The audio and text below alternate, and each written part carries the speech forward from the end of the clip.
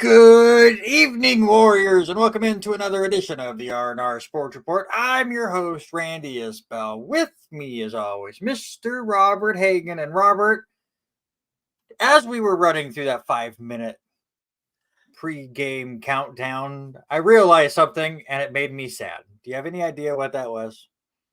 I don't know. It's hard to guess.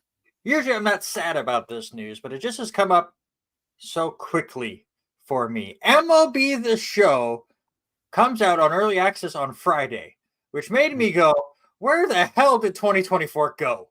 How are we already in mid March?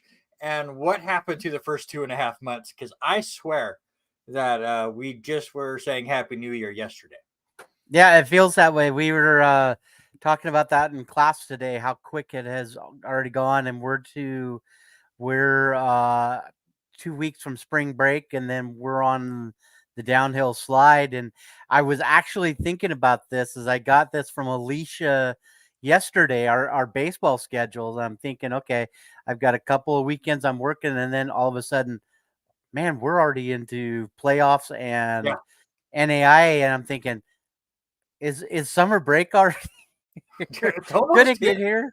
here? We're halfway through the semester already for the college. I have to start thinking about graduation and getting like stuff ordered and things. And what happened? I'm not ready for it. I'm, Hmm. I'm mentally not prepared. I'm still in basketball mode because we have the first two rounds for the NAIA that the LC women are hosting that I'm working for.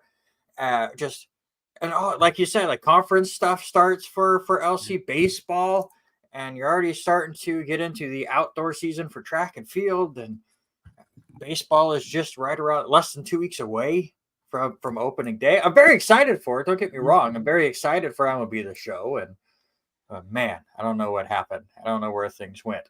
Today is going to be more of a national look at the world of sports again. We've had a lot of fun over the last few weeks getting back into the interviews, and I mean, even though Zach Eastman kept forgetting that he had said he would be on the show the last couple of weeks, we'll get him on eventually. I had a lot of fun interviewing a lot of the local personalities in the local sports area, but NFL reigns king once again.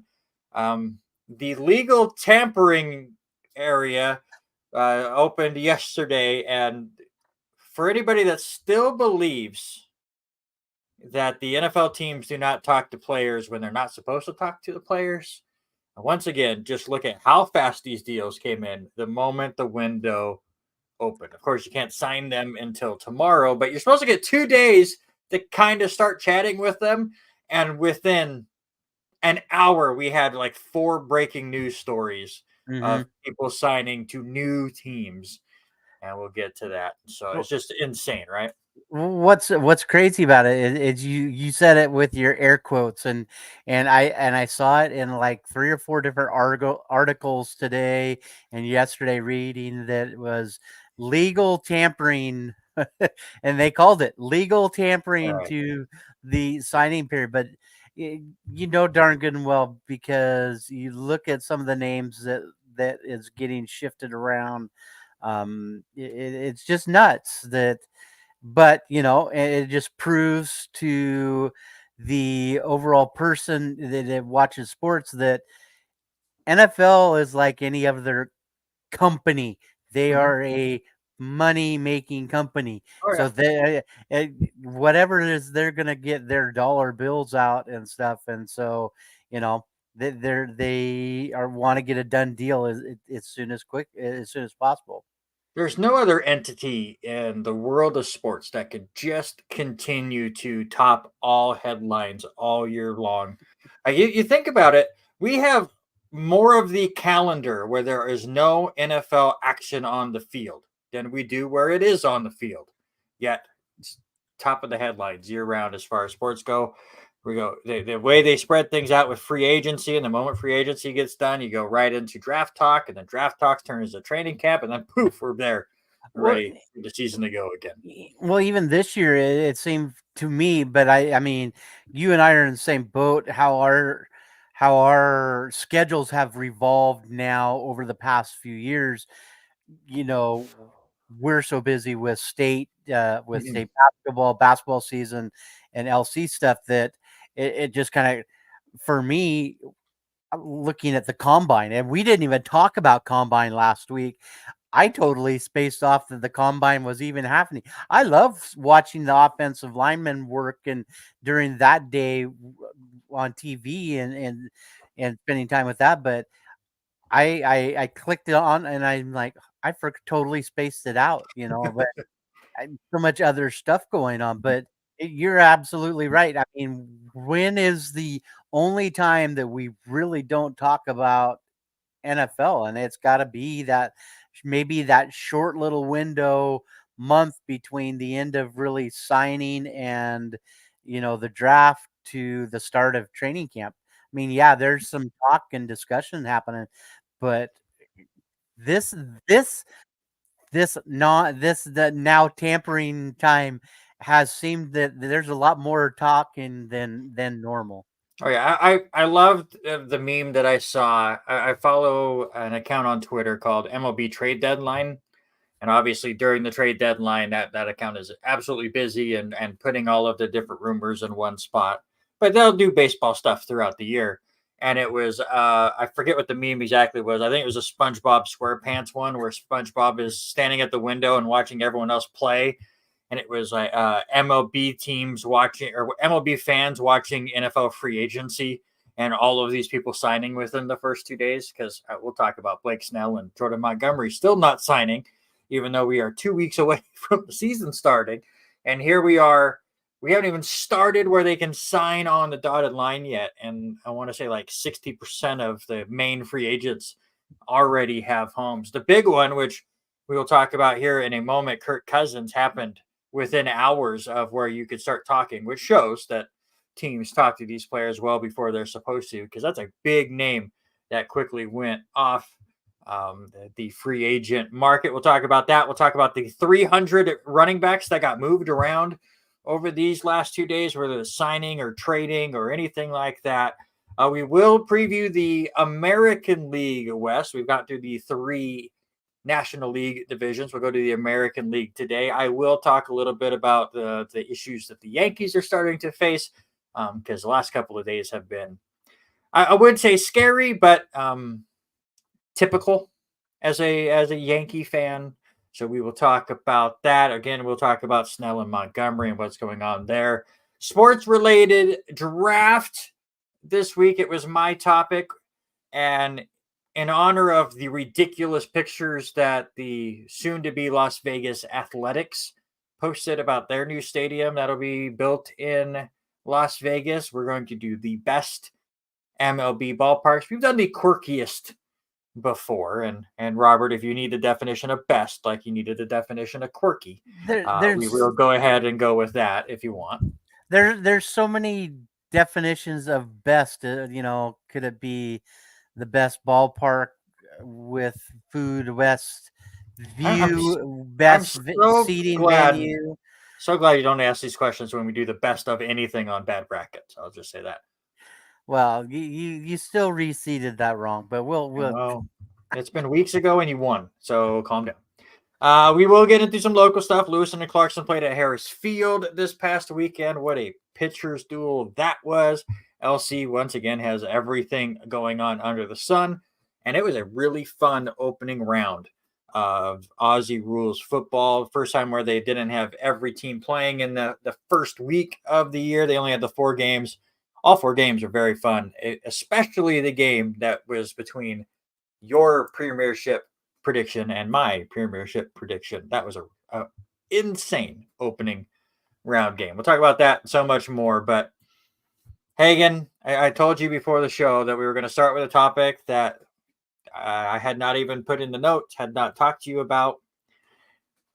We don't talk politics very often here on the R&R Sports Report for many reasons, but it this story that I read just about an hour ago just still blows my mind. Have you heard the news of one Robert F. Kennedy Jr. and his political race to try to become president of the third party and all the craziness that goes on with that?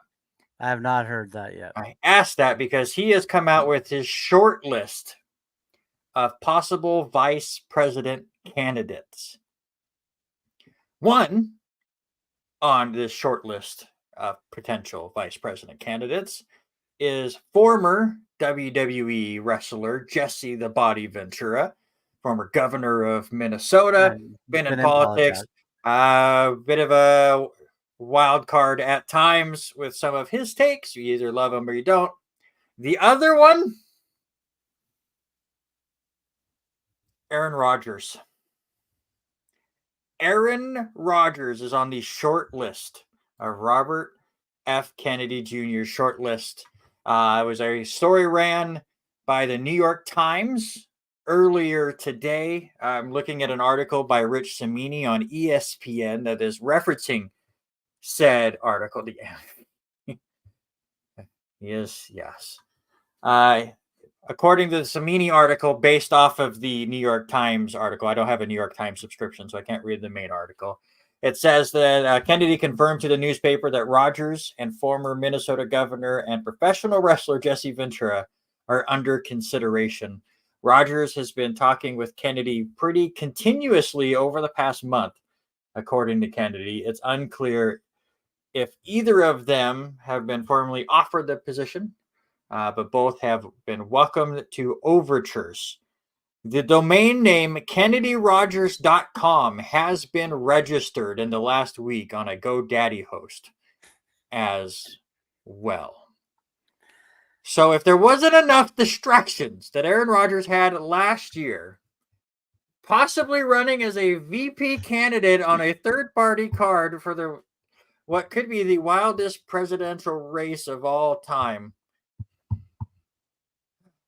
I can't, as a Jets fan, I can't handle it. I don't know what I'm going to do.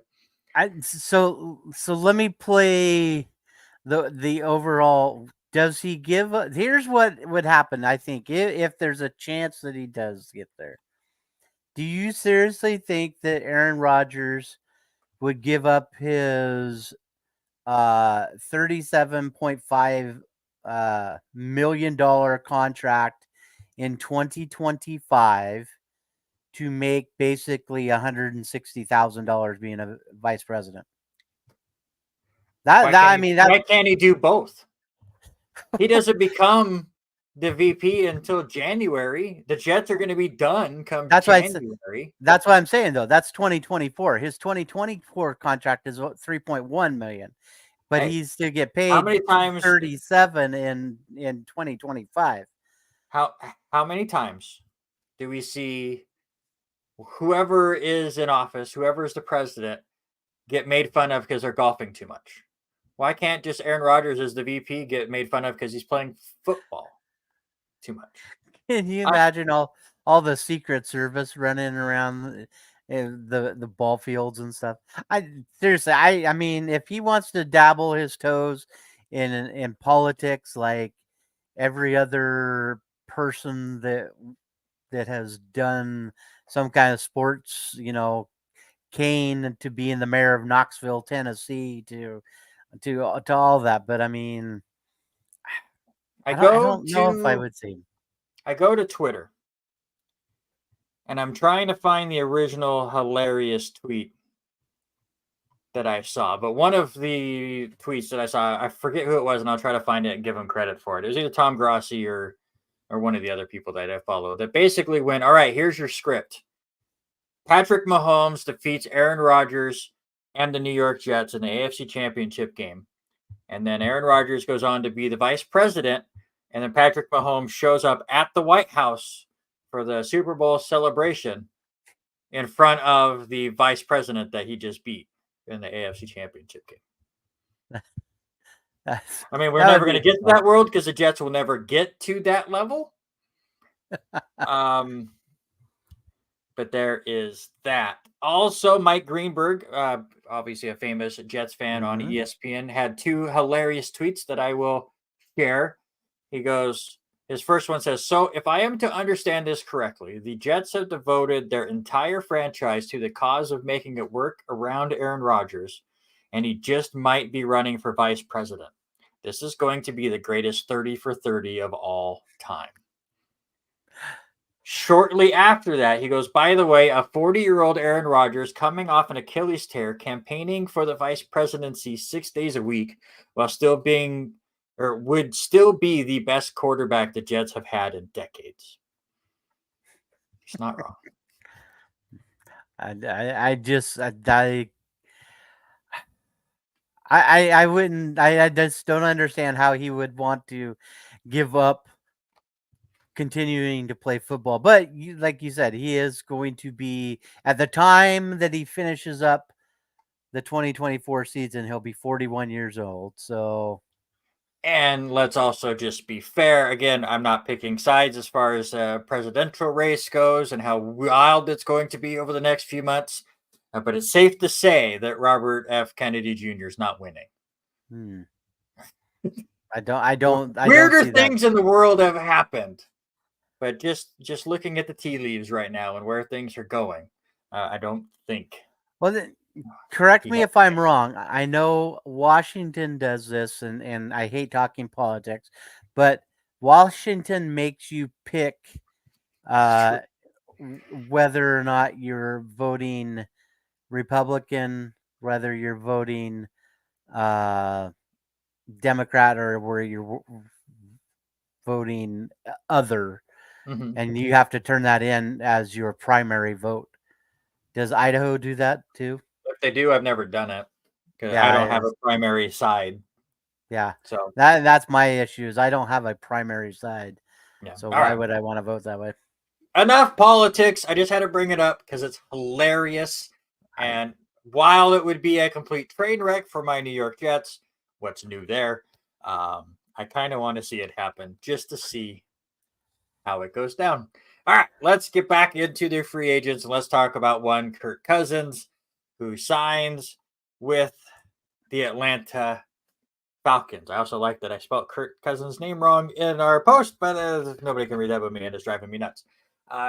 This was a big question mark what Atlanta was going to do. There was not a question on whether the Falcons were going to go out and get a new quarterback. That was set in stone because Desmond Ritter was he was not the guy. But it was, were they going to go out and trade for Fields with Chicago? Was it going to be Cousins was a possible option, or were they going to draft somebody? And it took an hour, as Eric says, 1 p.m., where Cousins signs a 4-year, $180 million contract with a $50 million signing bonus. 100 of those $180 million are guaranteed. I want to say it's 45 this year, 45 next year, and 10 the year after that are all guaranteed to Cousins. For those that don't remember, Kirk Cousins also tore his Achilles a little bit later on in the year than Aaron Rodgers did. He's only 35, so he's 4 or 5 years younger than Rodgers is currently. He will be 36 before the start of the next year. So the big question I'm going to ask you right now, Kirk Cousins to Atlanta, where does that rank them on the contenders in the NFC right now? Where would you, if we had to do an NFC only power rankings today with the news that Kirk Cousins will be there in Atlanta, what number would you put next to the Falcons? Oh, I would say probably just because everybody knows The Chiefs are in the AFC. They're not part of this power rankings, though. They would be number one, but they might be number one on the NFC power ranking. Let's be fair. Yeah, for me, I think if things happen the way they do, I could see them moving up to 2. I think I think you put I think you still have to put Tampa Bay ahead of them. I'm saying the whole NFC, not the NFC South. Oh yeah, I just the whole NFC. Wow, 2 is too high. I was saying 2 for NFC South. Sorry, right? Yeah. So, if I had to put, I think they could easily sneak in and get the 7 seed, maybe the 6 seed, make the playoffs. But who's better right now in the NFC? than Atlanta, because Atlanta was one of those teams that we talked about all year long. They were a quarterback away. Now you can say Cousins is not that guy or not, but he is definitely not. I mean, he's better than Desmond Ritter. So San Francisco's better. Yeah. Yeah. We'll say Dallas is better. Philadelphia is better. Green Bay is probably better. Yeah. Yeah. Maybe. Yeah. I would think so. Rams probably better. Seahawks are. Then you start getting into that mix. So between 6 and 10, I think, which I think is fair enough. And then when you go and look at the NFC South, I agree with you. I think it's between Tampa Bay and Carolina. Buccaneers also re-signed Baker Mayfield. So yeah, I think everyone else kind of agrees as well. So that 6 to 10 range in the NFC, which is much better than what Atlanta was looking at last year. But was this the right selection for Atlanta? What do you think of Cousins being their pick over Justin Fields? I think it's a good. They want to get back into the winning side of it. I mean, they haven't been back into that spot in a while. I do like the fact is that they have made a move and are going to commit to a move early, with Bijan Robinson there, and prove that he could run the ball very effectively. And I liked what he did. I think getting a common. What the hell's playing? Go ahead. I don't know if that was you or me. I have no idea. I guess it's me because ESPN loves to do that to me if I leave an article up too long. So sorry about that.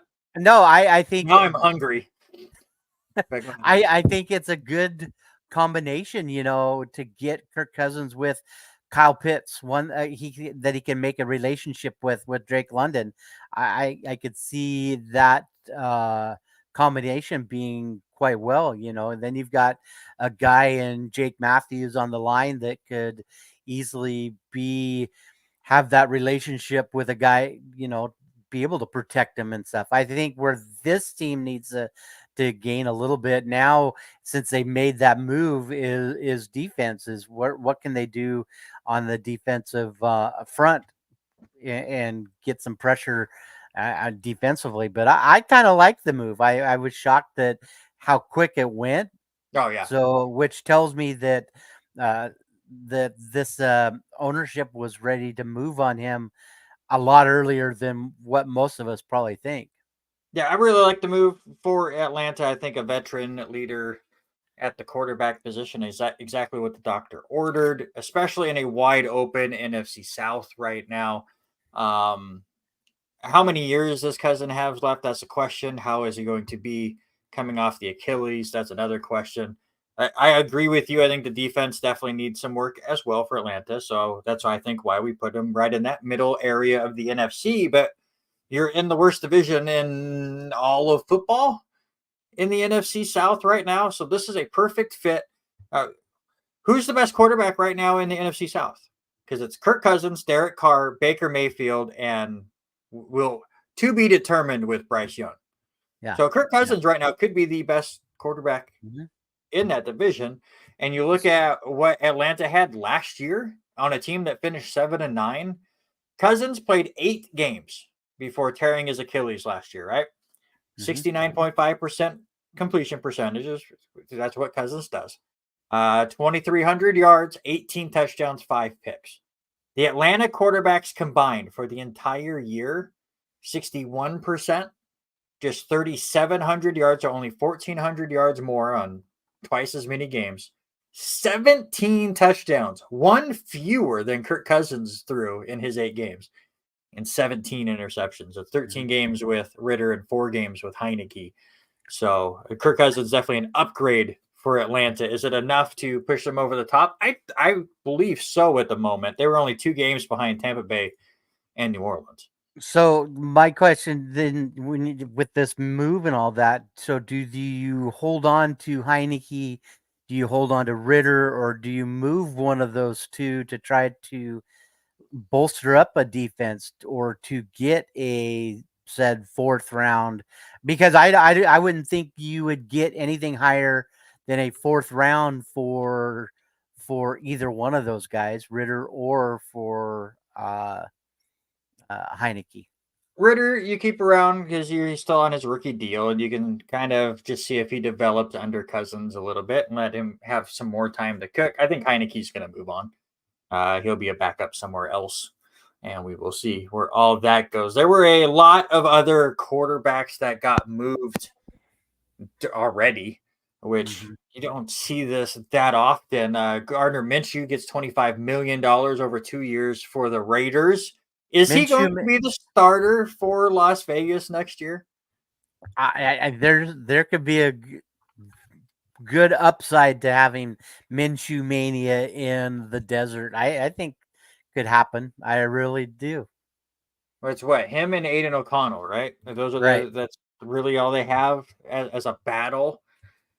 I still don't understand the over-the-top love for Gardner Minshew, other than most of us live in the Pacific Northwest and we watched him at WSU when the mustaches took over, and he was a big reason why College Game Day showed up.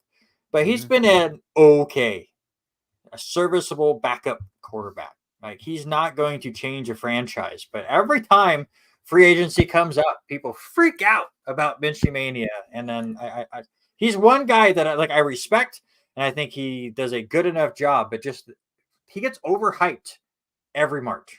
So what do you do with Jimmy Garoppolo, who's sitting there on the bench in that spot too? I mean, I don't see them keeping Garoppolo, Minshew, and O'Connell there, but do you move on with him? Is he even still there?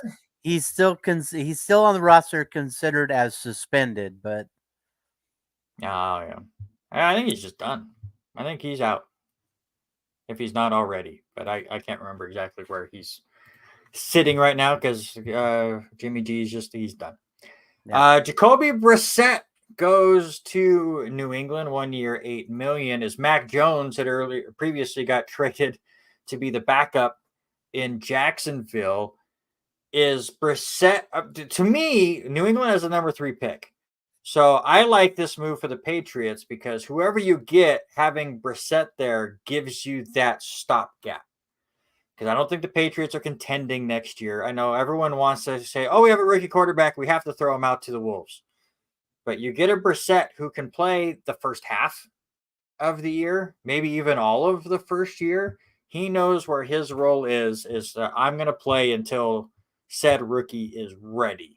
Do you like that move for the Patriots? I think they've got to do something. And talking with our buddy Malcolm Lyons, he was all about Jones moving on from there, and so that puts a lot of things. You said number 3 pick. So do you take the guy from? Why am I drawing a blank? The one from North Carolina, Jared Mayo. Is it Mayo? I thought. Maybe Mayo's the basketball player. Drake May. Drake May. Thank you. Jared Mayo is somebody else. Do you take, or do you take a chance with Jaden Daniels? I mean, I myself, I would think if you're going to go that way, I think Jay Daniels is a little bit better quarterback than Daniels, but I think they definitely go and draft there. Jacoby Brissett, well-seasoned veteran, could be a nice start for a team that has a new head coach too. I mean, a lot is going to happen with this team this year, whether with all the changes going on. So I'm intrigued to see how this team adapts to all the changes. Not having a head coach in 25 years? Is that right? 24 years? I'm trying to remember what year that was. Belichick got there was 99 or 2000. So I mean, there's lots of changes that's going to happen with this team, and I'm excited to see what direction they head.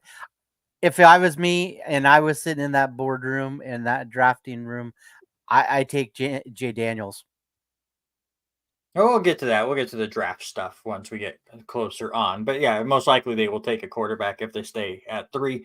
Another quarterback that's kind of in that same spot as Jacoby Brissett. Minnesota needed a new quarterback with Kirk Cousins leaving, so they bring in old Sam Darnold, who's been bouncing around, former Jet, former Panther, backup for the 49ers now. in Minnesota. I haven't seen the details to that deal just yet, but is this that same situation as Brissett, where you think they're going to bring in a young quarterback, or do you think they're going to give Sam Darnold a legit chance to be their starter this offseason? Yeah, this team is going to have to. I mean, they've got Joshua Dobbs that they had there, who came in with that whole move and played what he played 4 games unbelievably well, and then got put on the bench. You also have Nick Mullins sitting there, so Sam Darnold, it could be easily a try to see who's going to start. I think Sam Darnold would probably be the better selection to start, but I think that they go into this season as a uh, with a non-decided person. I think they've got to do something now and get a. There's got to be a great communication, especially with the signing of their running back that they got today. We'll talk about it here in a second, but I think that plays a huge role in it. Yeah, I totally agree with Chris. There was high hopes for Sam Darnold. I still think he has happy feet, though. Obviously, we didn't see him a lot this year because he was the backup in San Francisco. But you get him in a good coaching staff. Hopefully, they can work with him. It's the same thing with Zach Wilson. I do think he still has an upside if he gets into the right program. Go be a backup at a somewhere there they can actually teach you. The Jets are just not a quarterback creating factory by any means. So yeah, I'm excited. I'm rooting for Sam Darnold, of course, and rooting for Zach Wilson to wherever he ends up as well. The other signing that happened, was it Saturday? Russell Wilson is now a Pittsburgh Steelers for peanuts. He's getting absolutely nothing from the Steelers. I want to say it was 1.2 million is what I saw on a 1-year deal, just a show me deal for Pittsburgh. Is Wilson going to cook in Pittsburgh, or is he going to back up Kenny Pickett? They made so much out of it a few years. I think he's going to come in and be a backup to Kenny Pickett, but Wow. I would not be shocked, especially with Mason Rudolph, with how much he got to play this year. Uh, I think Kenny Pickett is going to be the starter and let Kenny learn from Russell. I can see a lot of similarities in the way they throw and how they read defenses. So I would think that's the way things will pan out to start this one. But we're talking about Mike Tomlin and his style of running the offense. It'll be quite interesting. But I And think then Pickett.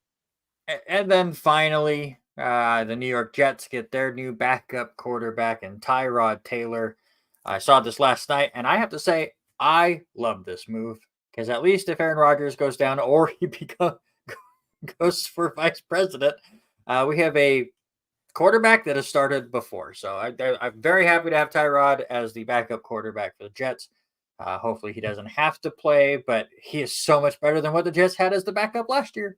Listen, I liked Tyrod when he was a backup in Baltimore years ago, and I thought he was really good. And I was bummed to see him when he went to the Chargers, Mm-hmm. and then everything with him with the Chargers and how his injury went down with that and with the lung puncture, Right. all that. So, if he gets a chance to shine in New York, I think he is more than a well qualified uh, guy to come off the bench, if not start a game or two here and there.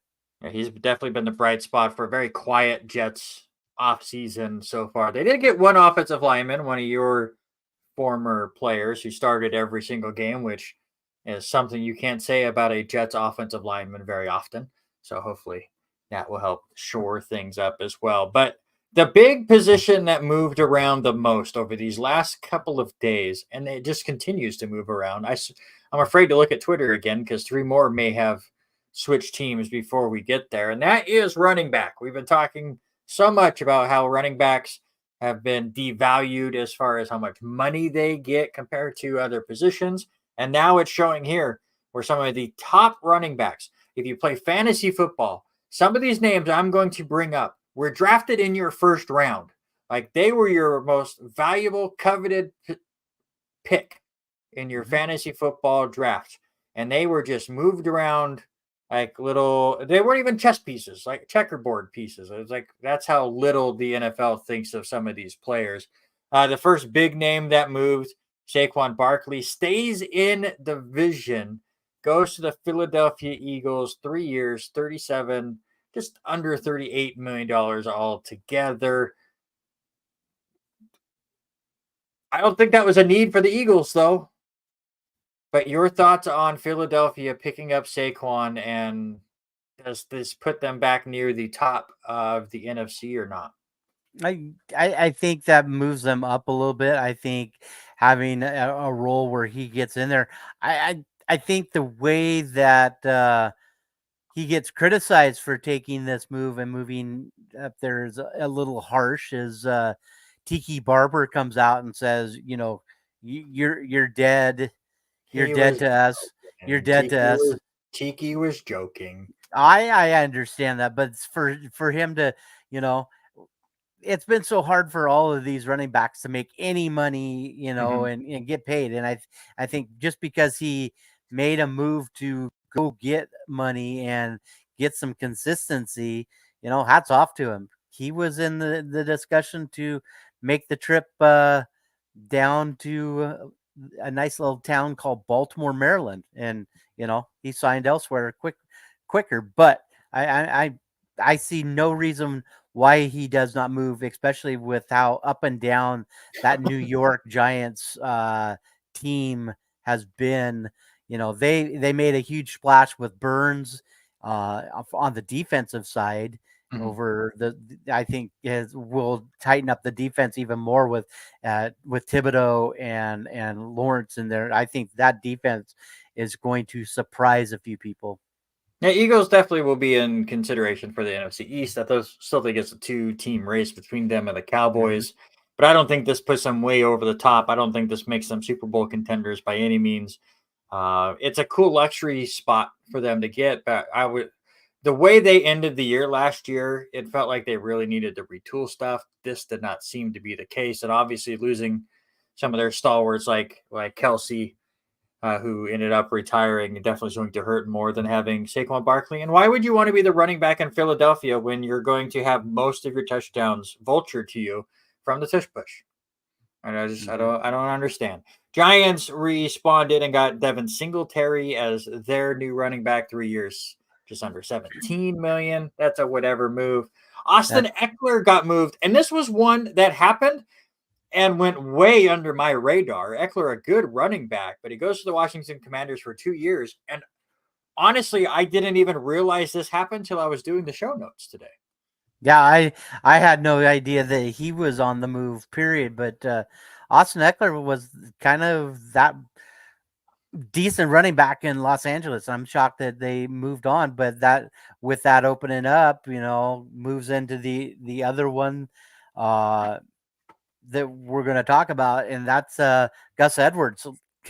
Leaving Baltimore, going to go and take that spot there. Mhm. It's just it seems like a revolving door, and I think you kind of said it. I think we said it off air.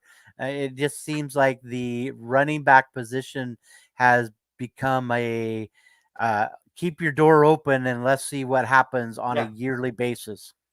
we're just gonna. All right, it's like we've had a year with Gus Edwards. Who else wants him? Who else wants to try? We're Hmm. gonna try somebody else and change the sheets or whatever. Speaking of that, the Green Bay Packers, I don't know if Haley's still listening or not, they did a very interesting move where they signed Josh Jacobs to a 4 year, $48 million deal. They have A.J. Dillon, they have Aaron Jones. And at first, they went, we're keeping them both. And then shortly after, Aaron Jones gets officially released because they wanted him to take a ridiculous pay cut. I think it was down to like $2 million a year. Aaron Jones said no, thank you. And then the next day, he ended up with rival Minnesota. So another running back going to a division rival. Thoughts on the Packers moving to Jacobs and Aaron Jones going to Minnesota? Yeah, I like the idea of I'm okay with everyone. Yeah. Um I'm okay with that change. I think everybody is just trying to stay fresh with it. I'm gonna chime in really quick before I get to the Jones side and answer Chris' question. Can Eckler give Howell a security blanket?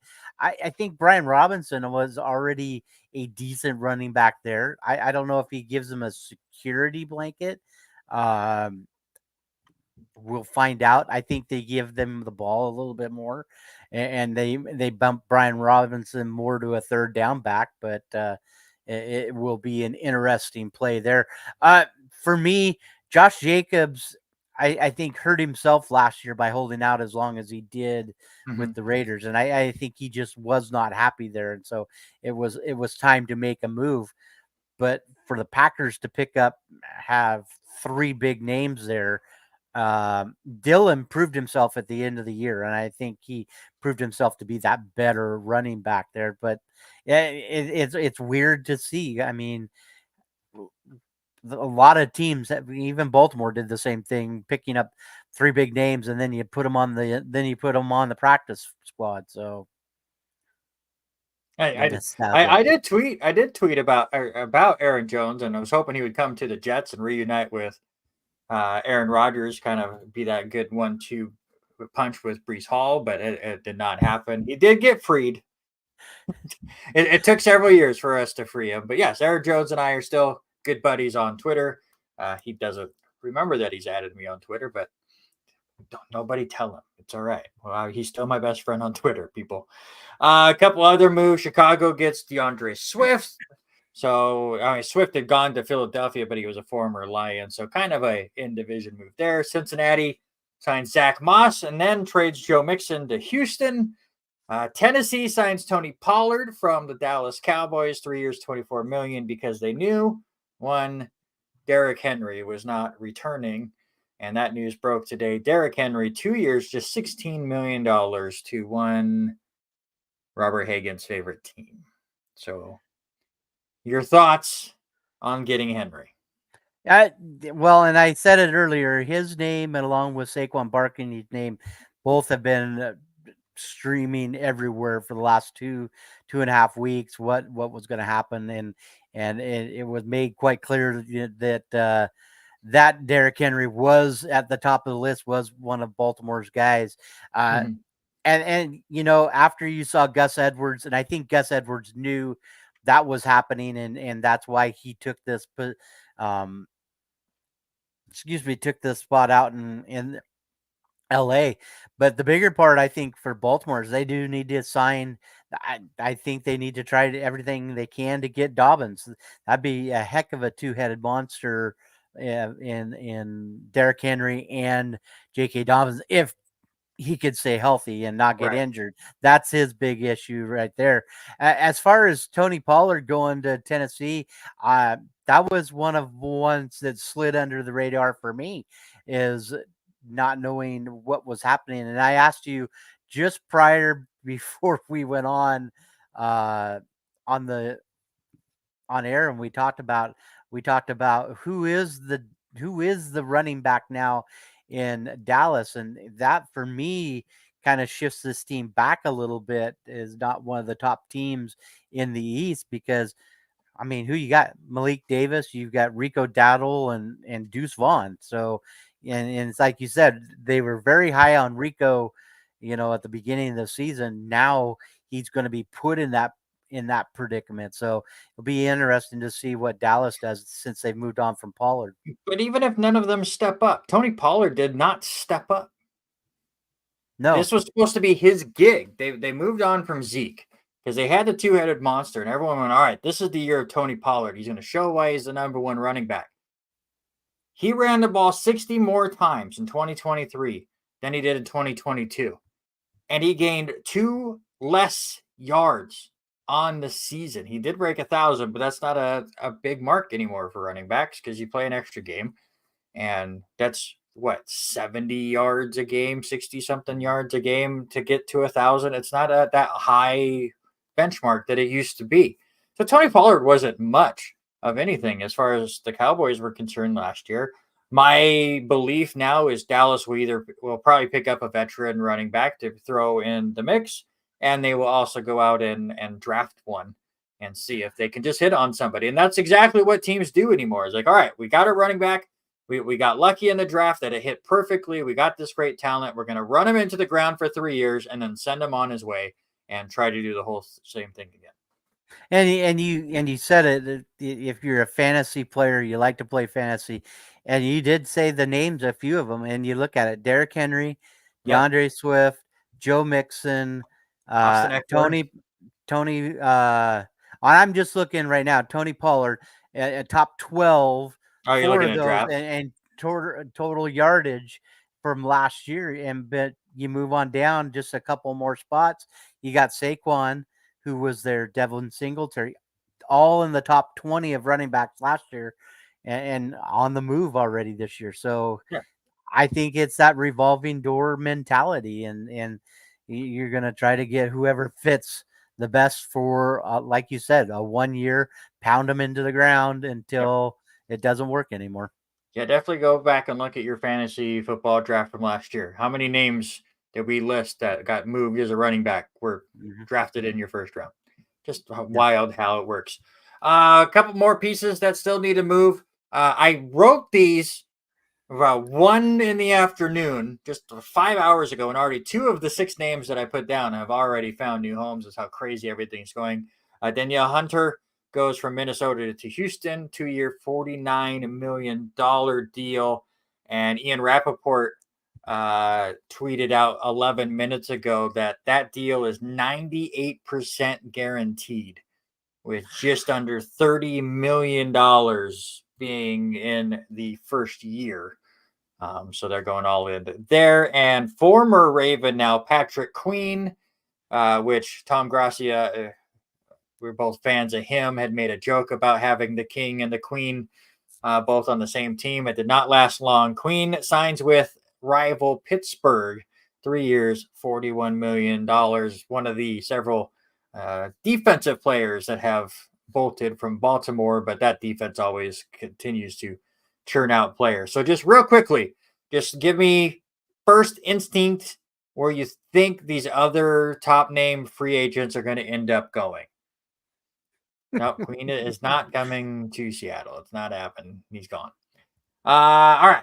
Wide receiver Calvin Ridley. Where does he go? I think he needs to be a weapon someplace. I would love to see him maybe go back and go to Atlanta. Atlanta would be fun. Jacksonville just picked up a couple of wide receivers, so it doesn't seem like they don't want him, though all reports say Calvin Ridley wants to go back to Jacksonville. The other shooter I've heard, and the team I will pick, the New England Patriots, is where I think he will end up. Quarterback Kendall Fuller played at Washington. Where do you think he moves off to? I like the way this kid plays. I would love to see him come and take the spot and be part of that defense for the Baltimore Ravens. How about offensive tackle Tyron Smith? Boy, I think he could benefit from staying right there in Dallas. I think he needs to sign and be buddy with Dak. I'm begging. I want to be homer on my pick and say the Jets so bad, but I doubt that'll happen. Offensive linemen rarely get moved. They will come up with the big money and they will stay. I agree. If a lot of people need offensive tackles, Tyron Smith's going to get paid by somebody. That's for sure. And last one, Chase Young, who was traded to San Francisco from Washington, now a free agent. I'm going to say he stays there. I say they figure out a way to keep him in San Francisco. I 100% agree with you. I think he stays put. All right, let's now move on to Major League Baseball. We'll talk some baseball stuff here for the next little bit. Don't forget, we have a sports-related draft here coming up shortly. So if you want to stick around, even though you came here for the football, I appreciate all of that. Stick around, give us some votes. Let us know who wins that one. We will do that here shortly. But let's preview Major League Baseball's American League West Division. We've gotten through the National League. We'll do our official playoff picks here in a couple weeks, but look at the West here. Last year, Houston barely beat out Texas. They had the same record, 90-72, but Astros won the division. Seattle was just 2 games back. It was a really fun division to watch. Angels fell apart, only had 73 wins, and Oakland was there. They had 50 wins, 112 losses. Brutal. Some key moves for you. Obviously, the big one from the Angels, they lose Shohei Ohtani. Their big name was Matt Moore. That's about it. That's all I got. It's just horrible. The Angels are just falling apart. Sorry, Alicia, if you're watching. Houston added some depth to their bullpen, which they needed because they lost them as well. Josh Hader comes in to possibly be their new catcher. I do like Victor Caratini coming in and being part of that platoon at the catcher position after losing Martin Maldonado. They lose Neris and Stanek. I'm sure they'll be able to fill all of that. Houston's Houston, and they're not going to fall apart as much as we all hope. Oakland brought in some veterans, Alex Wood, Ross Stripling, and Miguel Andujar to try to get some wins. Seattle had all sorts of moves this year. They bring in Mitch Garver from the Texas Rangers. They get Mitch Haniger back. Luis Urias and Jorge Polanco just trying to add some depth to their offense.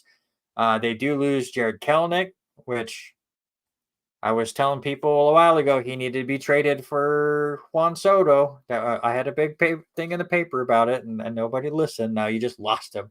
You lose Robbie Ray, Marco Gonzalez, Eugenio Suarez, who, are you really going to miss Suarez in his 130 batting average?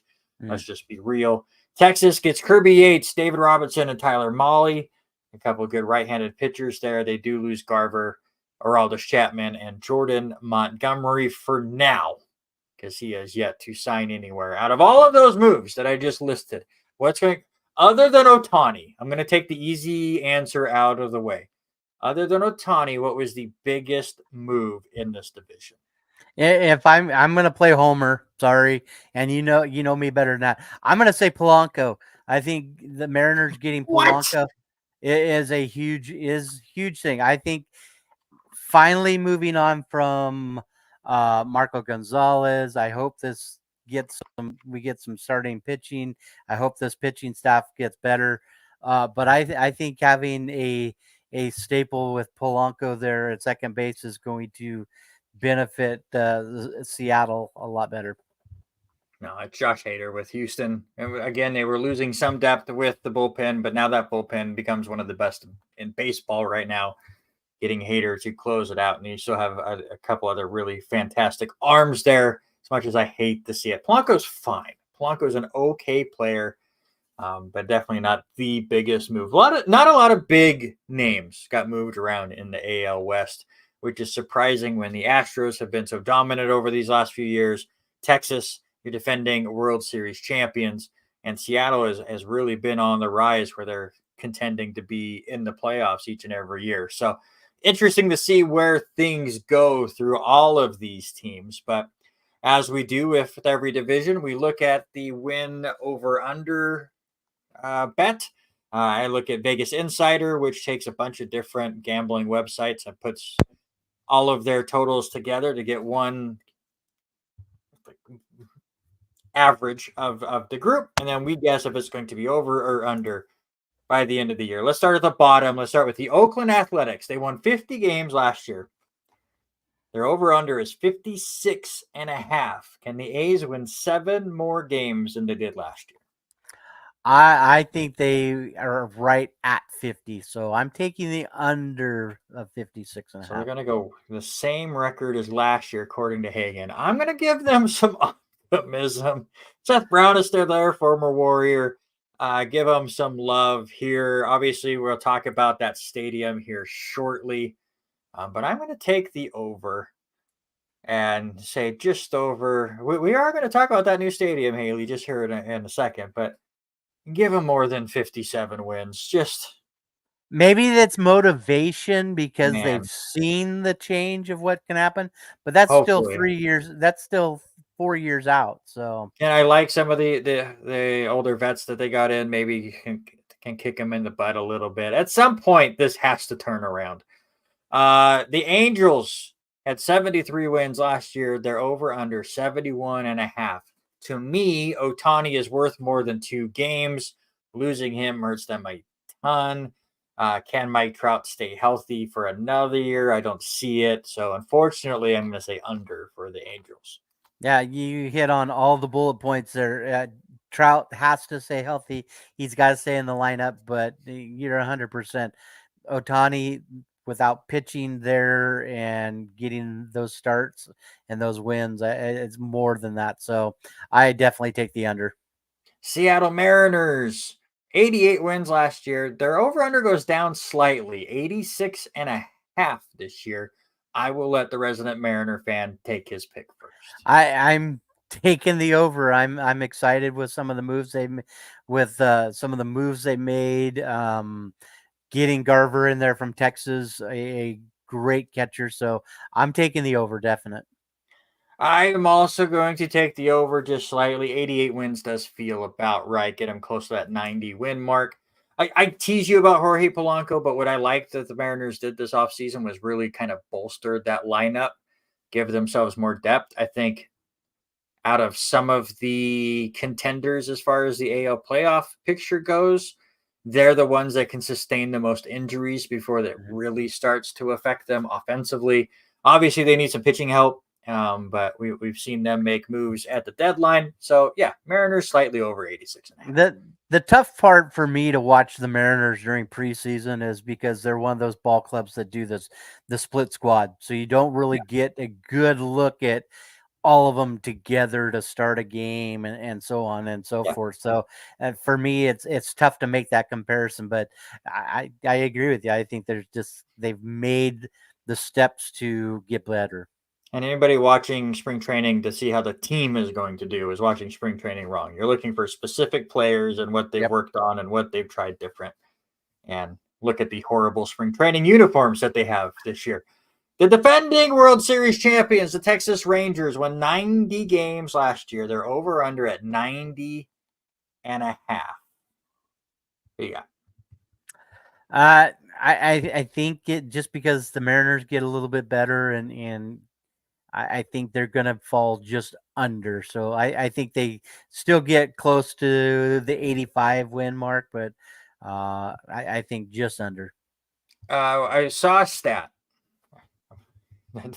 Yeah, rub it in. Rub it in. She goes on all these trips. Stop clicking the button. I got it. She goes on all these trips without me and it just rubs it in. I don't like it. I forget the exact numbers of these stats, so I'm afraid to bring it up, but I want to say it was like a 12-year period. Over the last 12 years or so, more than half of the World Series champions did not make the postseason the next year. Usually those teams that won the World Series and made it the next year was Houston, because they always make the playoffs right now. So I'm going to say Texas Rangers have a down year. Probably finish around 500. Don't make the playoffs, especially with Seattle getting a bump. I will say Texas goes down along with you. And finally, the Houston Astros, 90 wins last year. Their over-under is 92.5. Give me the over. Yeah, I think they're the over just because of their roster, who they still have there. And you said it. I think the pitching staff has gotten a lot better in the pen. So give me the over. Yeah, I hate saying that. So we only have one different in the AL West. It is the Oakland Athletics, who will soon be the Las Vegas Athletics here in what is it, 2 seasons now is what they're planning on. I think they're trying to fit things around because the stadium's not going to come as fast as they were hoping. Let's talk about that real quick. They unveiled the design of this new Las Vegas stadium. $1.5 billion with a B dollars, and it's only seating 33,000 people, which is a little surprising on a new stadium. But I mean, again, Oakland Athletic fans usually only bring 33 people, so 33,000 I think is just fine. It'll be at where the Tropicana now stands, about 18,000 square feet or foot jumbotron, which is ridiculous. And if you haven't seen the pictures, I'll pull them up while Robert talks. But insane. Yeah, Absolutely. this place is nuts. I sent you the text of it the other day, and I said I don't know if I believe Sportskeeda. I'm not a big fan of Sportskeeda. They like to throw their stuff out everywhere, but this place is going to be huge. Like I said, they're going to fit it on 9 acres of the right now 35 million acres. But I'm like Look at you, this thing. 33,000 people, and I'm shocked where it's going to sit. But they've talked about it. It's going to look north, where you can see the city lights at night, and look down the strip, which will be cool. As you can see, the jumbotron there, it's going to take up 18,000 square feet. That's not bubble. It's going to be crazy. So, trivia question for you, sir. And where is the largest jumbo screen or jumbotron in sports In currently? all of sports, In all of sports in the United States right now. it's either the new Vegas Stadium or the new Rams Stadium. That's my guesses. Yeah, number 2 was the Texas Speedway, which I was really Oh, I crazy didn't and even think thought about about. a speedway. That makes sense. That was second, but right now is actually a 22,000 square foot screen, measures 370 feet by 60 feet. That's Gillette Stadium, actually Wow. 22,000. So it's a little bit bigger than what this one's going to be. My question is, if you look over center field and the way the screen is, where everything is green, is all of that going to be part of the design where The that can change skyline. colors and stuff?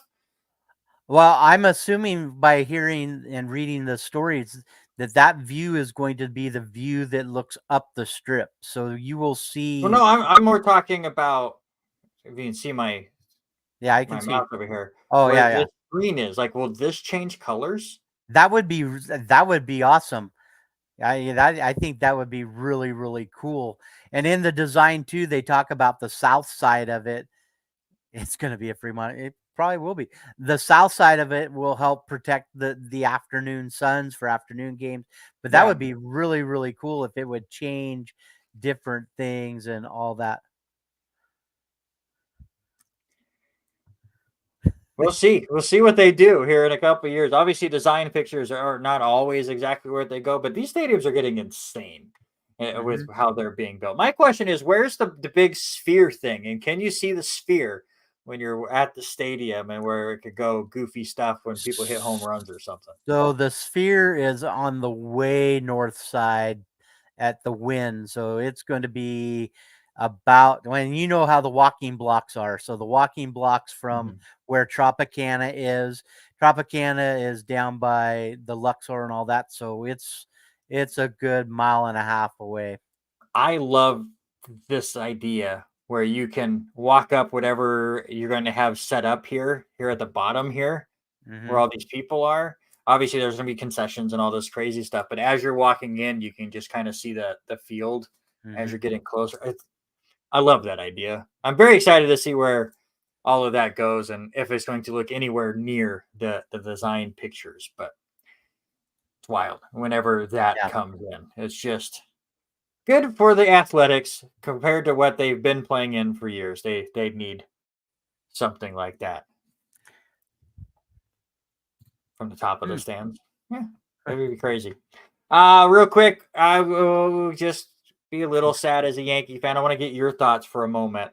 Okay. Uh, two big news items hit for the New York Yankee. I almost said I think I said Jets at one point, but as the New York Yankees news, Aaron Judge has an MRI on his abdomen. It does come back clean, but he's not going to swing a bat for at least the rest of this week. It sounds like, but he's still hoping to come back opening day. It seems like he was working on stuff a lot in the off season and just kind of wore himself out. Apparently, somebody else who is wearing down Garrett Cole, the defending AL Cy Young winner, has an MRI on his elbow. At the same time, Aaron Judge had his MRI. Still waiting on those results. Anxiously waiting for these results. You know the old adage, no news is good news. Not when it comes to MRIs on a pitcher's elbow. That is we need to know Yeah. the news.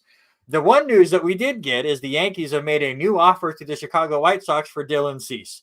So that's bad news for Garrett, what possibly is going on with Garrett Cole.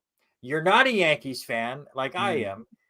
If you were, or if these players were on your team, how concerned would you be?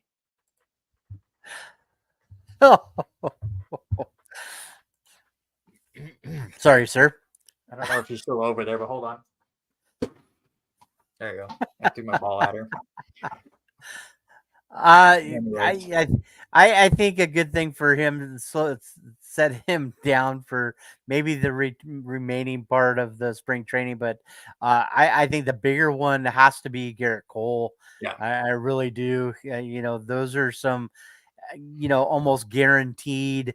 I hate to jinx it, but that's almost a guaranteed 14, 15 wins. If there's some major damage, that could be another all of a sudden huge shot in the arm for the Yankees and feeling like they're behind.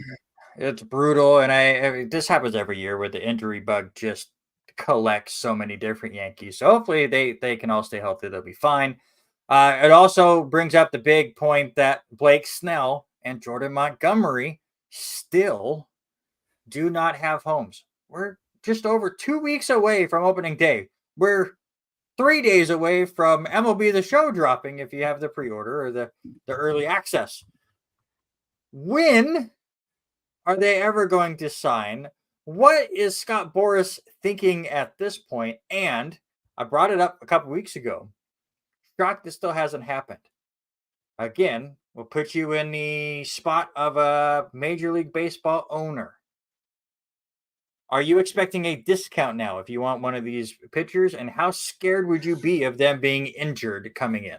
We talked about this 2 weeks ago, and you made very valid points. I think now, thinking of it from that perspective of being that guy, how ready are these guys to come right in and get ready to throw the ball, 90 miles an hour, and to be able to play, throw a changeup and be effective with it compared to all of these hitters getting warmed up. They know what they're going to throw. I guarantee I would really, really take I would really, take a discount for both of these guys. Yeah. If you are a contender this year, then I don't want either of these two pitchers right now. If you're a team that's trying to look in the future, then sure, because you can just you're not winning this year anyways. Also, Trevin, it's not Jags Super Bowl, it's Jags quarterback controversy, sir. Mac Jones coming in to take over. Who's your starter, Trevin? Who's your starter? He doesn't know. All right, let's get into it. Our sports related draft this week. We brought up the beautiful looking pictures of what could be the new stadium for the Athletics when they go to Las Vegas in a couple of years. So that brought up the idea of best MLB ballparks. We've done quirkiest before. Mac Jones gonna. I was going to make a nerdy joke about the Promised Land. I've been playing that new Final Fantasy game, and Promised Land is a big thing in that game, but I won't. Let's go ahead. Best Major League ballparks. I came up with a topic, so Robert Hagan, you get the first pick. I sent you the idea, and there's so many different best of what makes them the best. You didn't send me the idea. I sent you the idea. It's my draft. I know, but I sent you back the comment that said define best. I mean, I did. I sent you the definition, didn't I? Yes, you did, and I just kind of poo-pooed off of it. But I went with a venue for me that just kind of is a place that I still it's my one of my bucket lists. It has to be a stadium that I go to very, very soon. I really want to, and that's got to be Fenway. Yeah, granted, Fenway was built in 1912. It's had so many different renovations. For me, if I go, I want to sit on top of the monster. There's just something about hitting those short porches, and especially where they're at. It's the history of the place and seeing the change that has happened. They've kept the integrity of it primarily, and for me, I went that way first, and so I'm taking Fenway.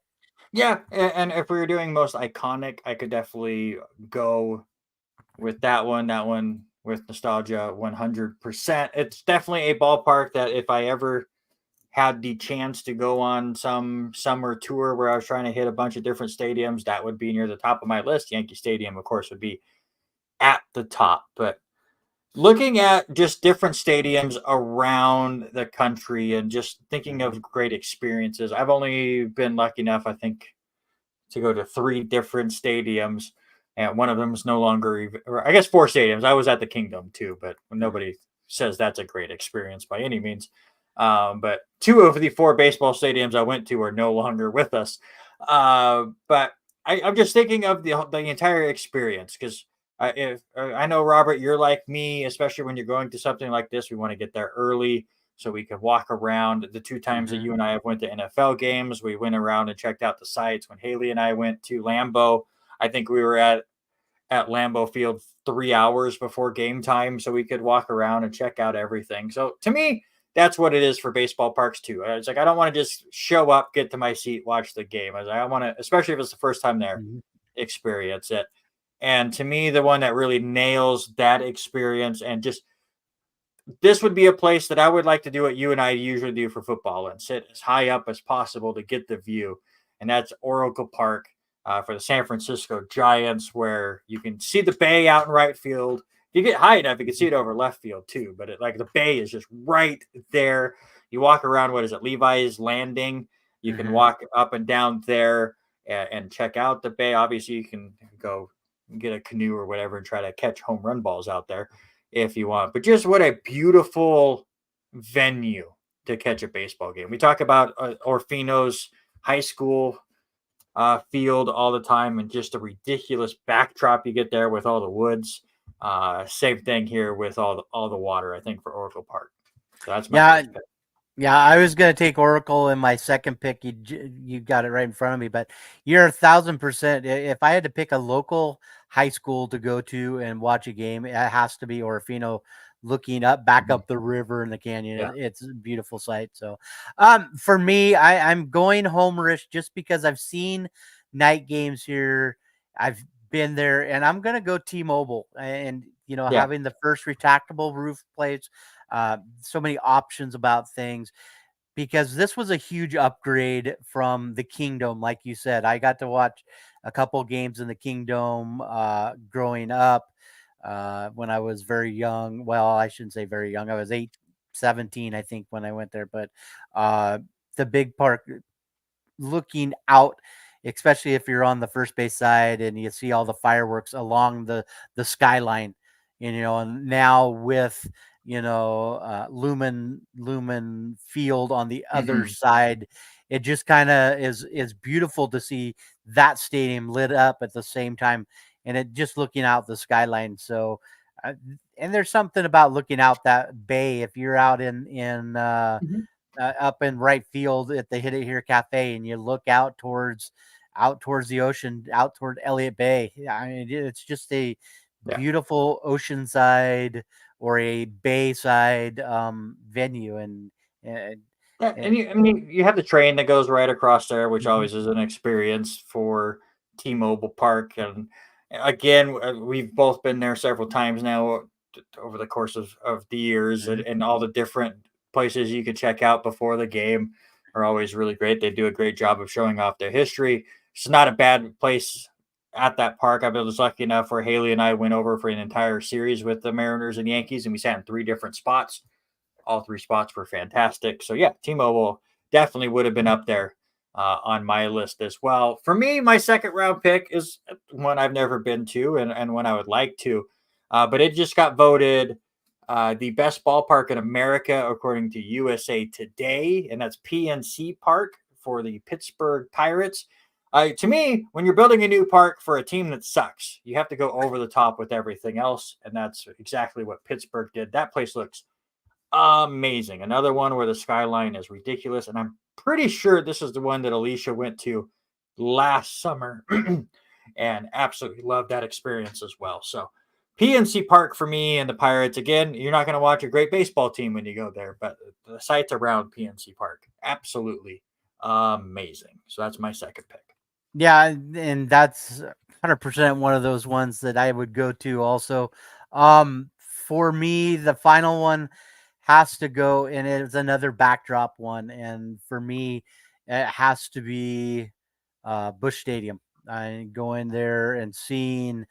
Yes, I picked the St. Louis Cardinals. Maybe it's Homer because of the Wizard playing there, but if you look at the backdrop of that ballpark and to seat 46,000 people that was built in 2006 and be able to see the St. Louis Arch as you were standing in the batter's box. Can you imagine a player looking out and seeing, I'm playing at a field and hitting towards an iconic place, an iconic arch in the United States, in central United States. I mean, it doesn't get any cooler than that. Yeah, I absolutely love it. And by the way, I mean, we'll get to my last pick in a second. It shows you something when all 6 of our picks are on fields that are played on grass. There's something about baseball being played on grass instead of artificial turf. Usually because artificial turf's at a dome, and then that's not a great viewing experience for baseball either. But for me, you went old school with Fenway, the oldest current ballpark in all of Major League Baseball.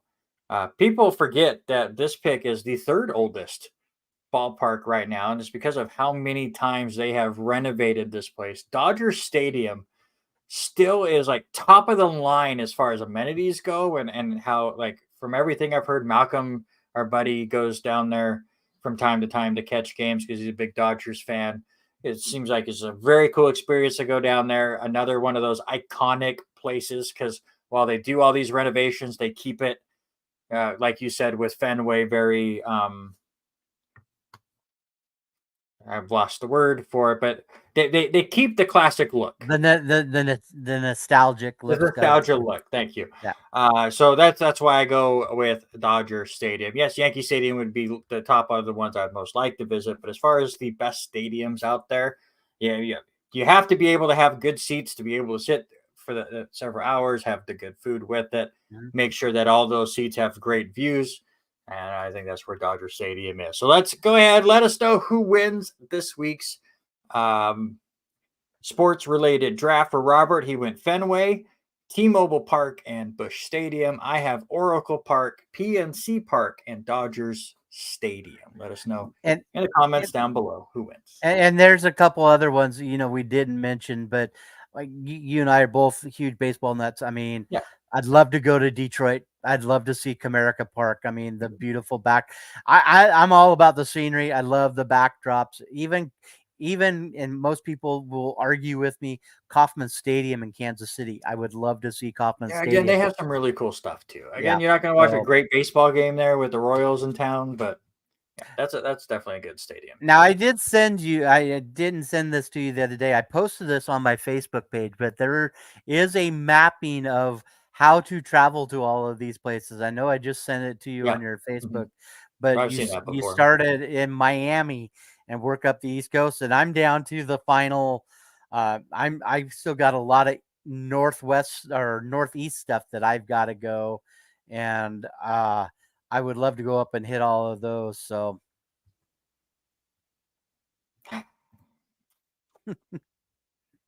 So we're all tied at 1, and that's fair. We'll see what happens. We'll see what happens as other people go in there.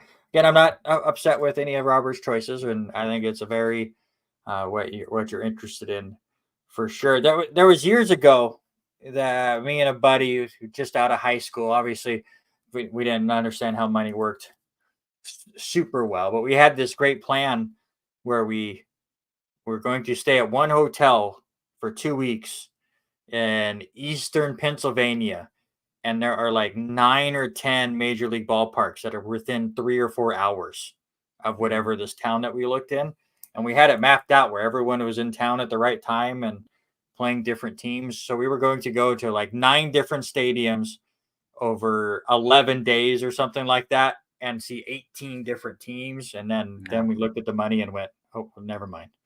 We Yeah. are not rich people. Well, and that's the thing. Our buddy Chris Carpenter has taken and went across to a few of these places and been there. It's just crazy to see. There's always kind of those places that you got to go. Cooperstown, Yeah. and if you stay at Cooperstown, you're going to be able to hit so many of those right around there. So Yeah, and crazy. luckily, baseball ticket prices are never outrageous unless you sit in the outrageous sections. But you can go into a baseball game for pretty cheap. So it's just everything else that costs a lot. Let's keep on the baseball diamond, but look more locally as Lewiston and Clarkston have started their baseball seasons, and they faced off on Saturday over there at Harris Field. Very still one of my favorite venues to go all the time, especially for collegiate sports. But the love that they're getting the Lewis and Clarkston game to play there. Hopefully, it'll be more often. They played last time in 2021. Where Lewiston won that one 24-11. I think that game took 37 hours to call, but just the offense went insane. The exact opposite happened on Saturday. Lewiston wins it 2-0 in that game. Tucker Green scores both of the runs for the Bengals, both via some miscues on the field for Clarkston. Led off the game with a 4-pitch walk, one of the few walks from Trace Green, who was fantastic on the mound for the Bandums. But while at first, anybody that's ever been at Harris Field knows there's a big gap between the first base line and that first base dugout. And if you miss your mark trying to pick off a runner at first, it goes a very long ways. And that's exactly what happened. Tucker Green ended up on third on that error and scored on an RBI single by Carson Kolb. We'll talk about Carson more here in a second. Then in the 6th inning, Green hit a leadoff triple and scored on a little soft hit in the infield where then pitcher Hayden Line tried to pick it up and throw home and just could not get the transfer correctly. And that's it. Those were your 2 runs. For Trace Green, the starter for Clarkston, 5 innings, gave up the 1 run. It was not earned. Walked 2, gave up 2 hits, and struck out 7 batters. Usually a fantastic line to have, but Carson Kolb was insane. 5 innings pitched.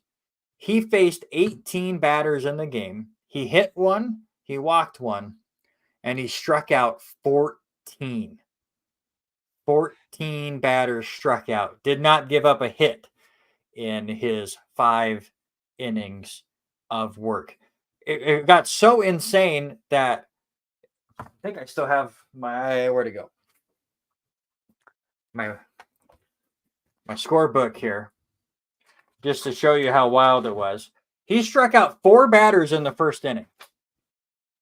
Obviously, the 3rd out was a pass ball strikeout, so Trace Green was able to make it the 1st. He struck out the next batter, struck out the 1st batter in the 2nd, and then Jace Comedo ends up trying to bunt on. So Carson Kolb picked up the ball and threw it to 1st. So he recorded the out there as well, and then struck out the next 4. So the first technically 9 outs of the game were all recorded by Carson Kolb. Yeah. He dominated that game. Yeah, and that's the thing. And you look at both ball clubs, and I think you said primarily everybody was juniors. Is that sophomores? They're sophomores. There's 6 seniors, so there's some senior leadership. 2 juniors and 9 sophomores on this Lewiston team. Yeah, and there, I believe there's 4 seniors on the Clarkston team this year, so it's going to be a very young team for Clarkston. But you said it. Trace Green is going to be the ace for Clarkston. Hayden Line, who also came in and pitched, he is going to be the second in that pitching rotation for Clarkston too. So it's gonna be a great year with them. So we'll see how they. Hopefully, you can turn things around. As we talked about, there's a lot of home games here at the very beginning for Clarkston, and then on the road, it's going to be crazy busy. Absolutely. It's the exact opposite for Lewiston. We'll get to that. Bengals now 2-0 on the year. They play a doubleheader on Saturday starting at noon against Lake City. First one at noon, hopefully the second game at 2. I say that because I'm supposed to call basketball at 5:30 and I have to get through those doubleheaders. So we'll see how that goes. And if you can't make it to the games on Saturday, you're not going to see the Bengals live at Church Field for a month and a half. They play, what day is that? March 16th. And they don't play again until I want to say April 19th. Maybe longer than that. I have it off to the side, but just they go down and play a tournament in Boise, and then their next 6 appearances are all on the road before they finally play at home. And then they only have 2 home games, and that's it. And then we're into districts and state, and so for anybody that doesn't follow the Inland Empire League, it's going to change next year, obviously, with things getting changed. But unlike basketball, you only play a 4A school once instead of home and away. And it just happened that all 3 4A opponents for Lewiston this year, they play on the road. So, yeah, and the other thing you and I talked about is the number of double headers this year. that's just crazy. Yeah. That's always a thing for Lewiston. Yeah, they rarely don't play a doubleheader. Right. And ours aren't near as much, but most every one of our home games this year, I believe there's only one doubleheader of a home game. Everything is a single game for us at home this year. If I remember right, and again, that changed when Clarkson joined the GSL. It used to be 3 games against each league opponent, 1 in a doubleheader, 1 in a single game, and it just depended on where it was, but I don't know if that's still exactly how they do it. March 16th against Lake City, and then not until April 23rd. Or no, April 27th against Coeur d'Alene. So well over a month. And not a lot of games. It's sad. And you made a great point. You know, you guys already 2 games in. We play 1 against Lewiston, and then we've got a tournament on Thursday, Friday, Saturday, and then another tournament before we finally hit the road. And I'm honestly thinking about hitting up and going to Orofino on the 21st and go up and see that one. So Addie would like to know if you like her picture of a Cincinnati Bengal holding a football. I noticed the football on the bottom, but I couldn't quite make out what the top was. A Bengals helmet. And then she put a spinner apparently on the Bengals helmet with some of the magnets that are a part of the thing. I love the drawings. Again, thanks to Addie for always changing up the picture, whether I do a Bad Brackets or a R&R Sports Report show. Look at your LCSC news now, and we'll stay with baseball to start this off. And it was a rough weekend for the Warriors. They lose 3 of 4 to Bushnell on the road. It's their last weekend before Cascade Conference play actually begins, even though they're playing Cascade Conference people right now. Don't get me started again. But errors really cost LC this week. It just seemed like they mentally did not make the trip.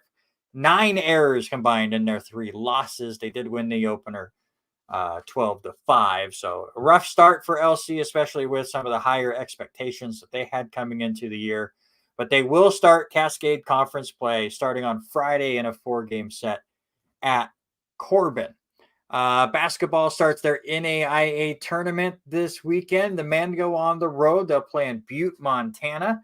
They did make the tournament, obviously. They're the number 11 seed in their quadrant. They will take on 6 seed Hope International Friday at 4 p.m. I believe that should be on the radio, but it will not be Brian Danner. He knows somebody from the Montana area who will be calling that game.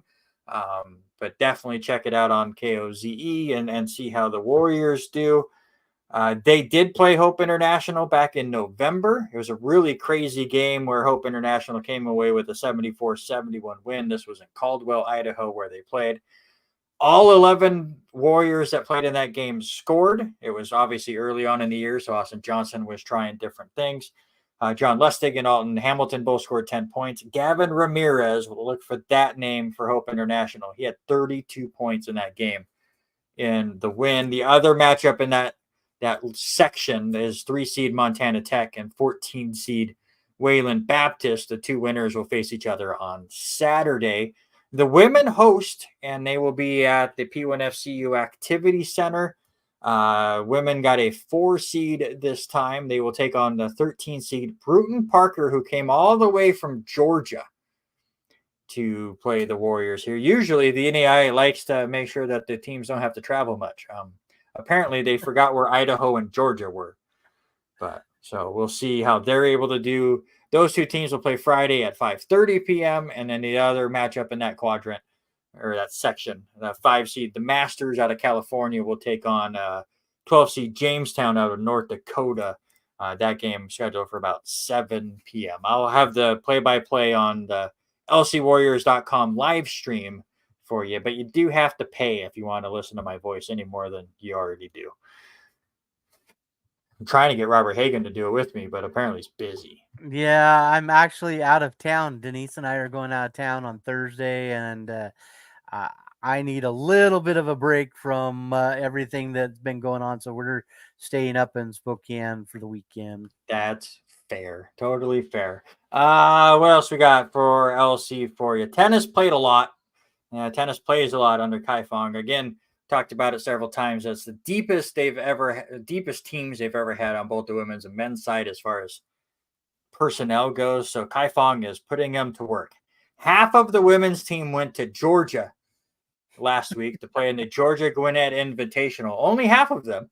They lost Bruno 4-3 in one of the wilder matches that I have typed up. 5 of the 6 singles matches went to 3 sets, and a lot of them were right down to the wire, but Warriors lose that one very close. Then they lose the Reinhardt 7-0. They're supposed to take on number 17 Indiana Wesleyan, but that got rained out. While that half of the team got rained out on Saturday, the other half of the team went down to Southern Idaho and take on NCAA Division I opponent Boise State twice. And Boise State did handle LC in both of those matches.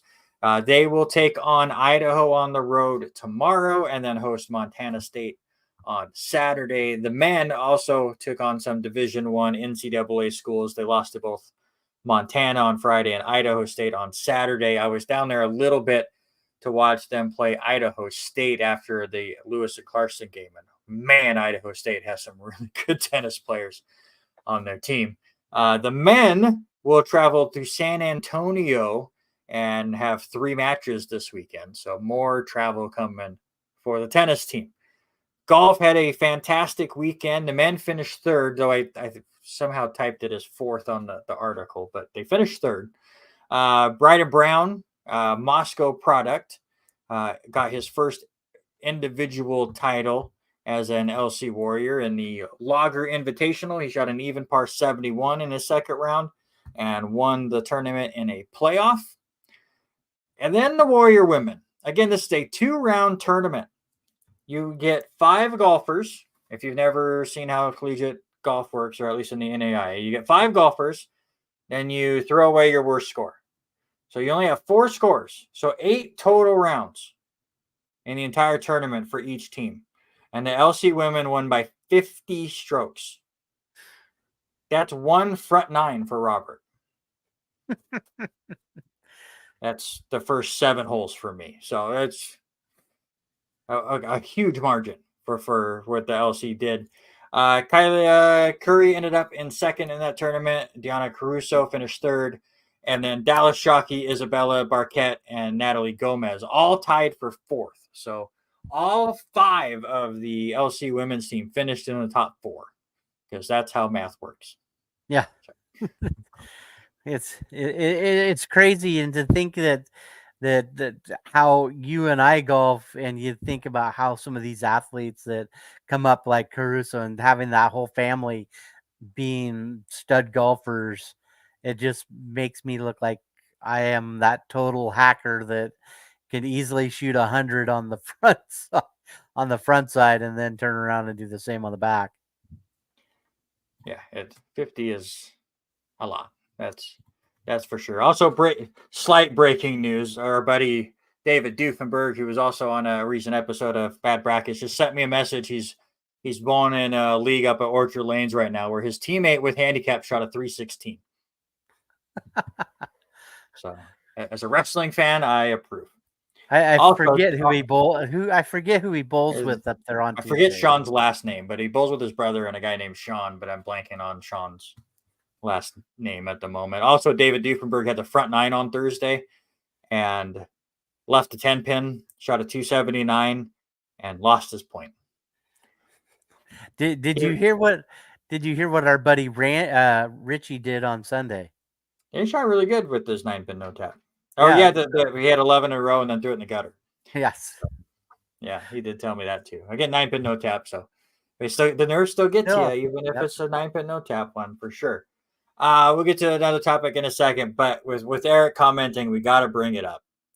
Opening round of Aussie Rules football is in the books. 4 games are done. Sydney defeated Melbourne 86-64. Carlton defeated Brisbane 86-85. We'll talk about that game in a moment. Gold Coast defeated Richmond 99-60, and GWS took out Collingwood 114-82. Before I get into the game of the week, Robert, how much AFL were you able to watch in the opening round of the 2024 season, sir? I have not watched enough yet. I've watched the highlights of the Sydney game, but as far as the others, I have not. I want to sit down and watch probably like you said the game between the two teams that we talked about with the Premier. Yep. When I typed the scores in, I was like a 1-point game, one behind different. It was just crazy. So hopefully you get to watch that tonight. You need to watch it. I'm going to spoil it even more for you, even though you already know the result. It was a 1-point game. However, it was a 46-point game at one point in the second quarter. Carlton had not won at the Gabba since 2013, I have in my notes. Mm-hmm. The Lions had won 14 straight games there, and they went out and just dominated that first half. Again, Brisbane had a 46-point lead, hit 9 of the first 11 goals, just look like they're going to straight dominate. And I told you last week, and I told Eric this as well, like I love watching Aussie Rules football, but I don't know the ins and outs of all the players and all the moves, and I don't know it as much as we know baseball and we know football. But I took Carlton to win the whole thing from reading different experts' opinions on them, that they might start a little slow and then build up towards the end of the year. And seeing this as it was going on, you're like, well, that sucks. This is not a great first week, and now I'm gonna have to eat some crow with how bad they were in this first week. It wasn't just a slow start. It was a horrible start. Then they worked their way back. They score 11 of the final 14 goals. They turned that 46-point deficit into a lead halfway through the third quarter. It wasn't like they got there at the end. And then the last quarter and a half, they go back and forth. Harry McKay with a goal in the last 90 seconds. Just a ridiculous comeback for Carlton. And that last quarter was... I've only watched the highlights of it, but the highlights looked ridiculous and a lot of fun. I'm like you, Robert. Even though I know the result, I want to go back and at least watch the full time of that fourth quarter between those two teams. What a great way to start the AFL season. Yeah, it's going to be, I think it might be one of the craziest seasons as we know at the very end of last year how tight those top 4 teams were, and it was hard to figure where it was going to go. And so I've done nothing but promote it. I actually had a kid today. I don't have him in my class anymore. Came up to me. He says, "Did the season start already?" I said, no. The opening rounds did. There's 4 teams. I said, go back and watch all the highlights. You can watch the games, go and watch them. He says, okay, I'm going to go do it. And so I try to even spread it out at the school and try to get them to watching it. So I'm excited, and because I think I'm getting others excited about it. Yeah, absolutely. It's so much fun to watch. Again, if you've never watched Aussie Rules football, we tried to promote it here on our little show. It's such a fun sport, especially if you like craziness. Go watch the sport. You're not going to understand it at first. That's okay. Just watch the carnage that happens out there on the field. Also, we already have I forget who did it, but a competitor for wildest goal of the year has a pretty good front runner in it in that Sydney Melbourne game where a player near the goal jumped up to try to make the catch, failed to make the catch. The Sharon hit him in the face, bounced off his face, into his leg as he's falling backwards and then into the goal. So that's how he scored the goal, was off of his face. And what a way to I love this sport. It's so great. The first full week starts this week. 3 games on TV, all on FS2. Early Friday morning, 1:30, Collingwood versus Sydney. Early on Saturday to 10 a.m., Gold Coast and Adelaide. Again, DVR or just watch replays. You don't have to stay up all night to watch this stuff. And then one at a better time, Saturday night, 10 p.m., Port Adelaide and West Coast. Western, who's Eric Watkins' team, who's always in our chat, they start their season against Melbourne.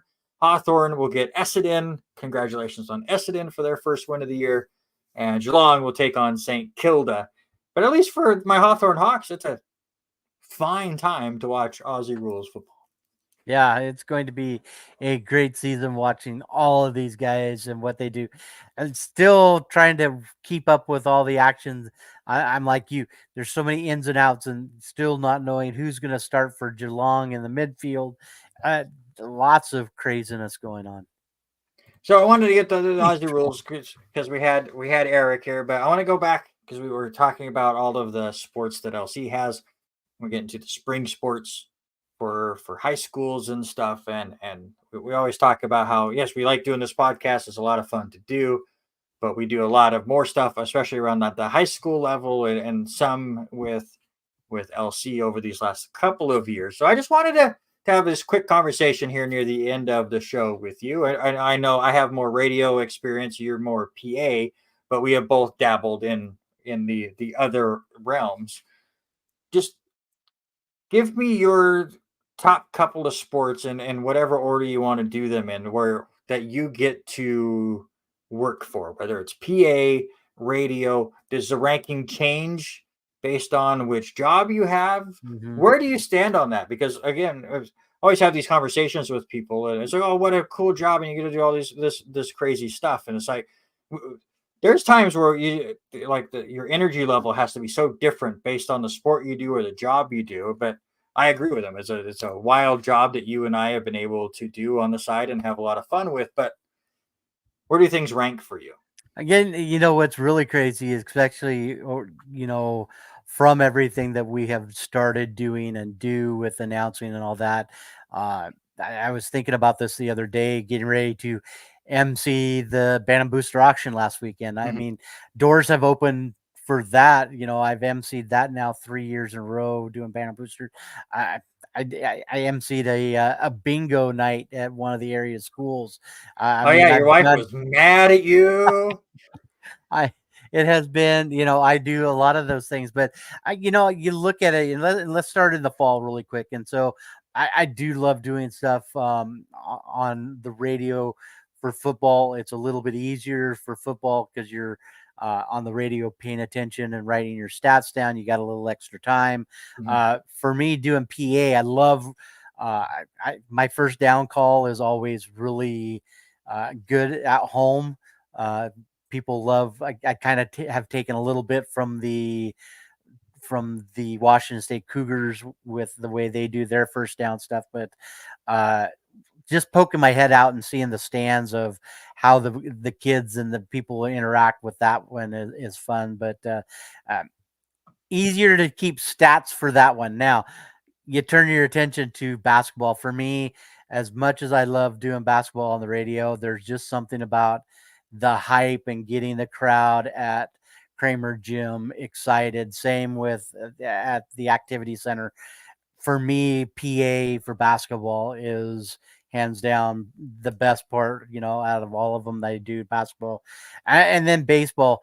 I love both equally, PA and baseball. I mean, you and I started cutting our teeth at Clarkson baseball, years ago with everything with that one. And I still love calling an inning with baseball, but it's been what, 6 years since I called a baseball game on the radio. So it's been a little bit of time, but I think the coolest part out of these things, and you'll say it 100% too, is some of the places you have opened up to being able to call a game.